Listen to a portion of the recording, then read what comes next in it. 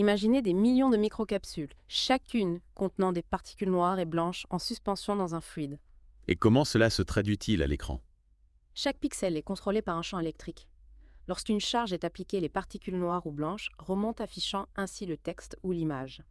C'est ce qui permet une faible consommation d'énergie et un confort de lecture optimal.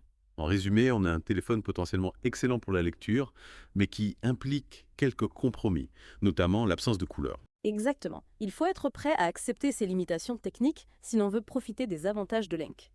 Mais dites-moi, seriez-vous prêt à faire ce compromis? À abandonner la couleur pour un gain de batterie et de confort de lecture aussi important.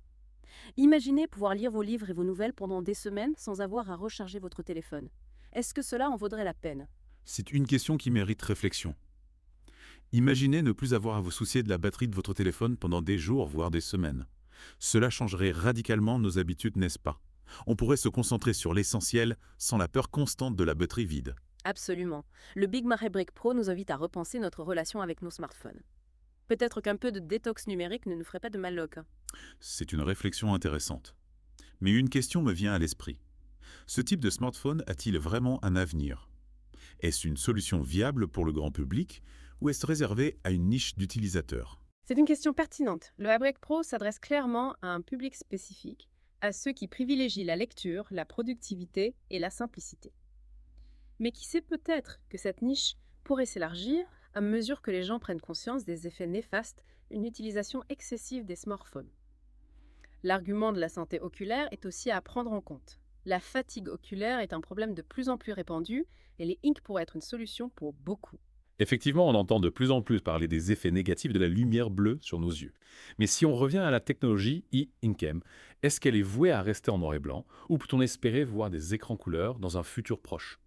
C'est une excellente question. Figurez-vous que la technologie e-ink est en constante évolution. On voit déjà apparaître des écrans couleurs avec des taux de rafraîchissement plus rapides. Ah oui, c'est vrai. Vous avez parlé du noir et blanc, mais est-ce qu'il existe déjà des téléphones avec un écran ink couleur? Absolument. Il existe quelques modèles sur le marché, mais la technologie est encore jeune. Les couleurs ne sont pas aussi vives que sur un écran LCD ou OLED, mais ça progresse rapidement. Et ces écrans couleurs consomment-ils autant de batterie que les écrans traditionnels?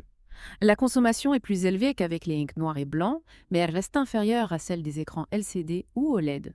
Donc on peut imaginer un futur où l'ink couleur deviendrait la norme pour les smartphones qu'il a. On aurait le meilleur des deux mondes, un affichage couleur et une autonomie exceptionnelle.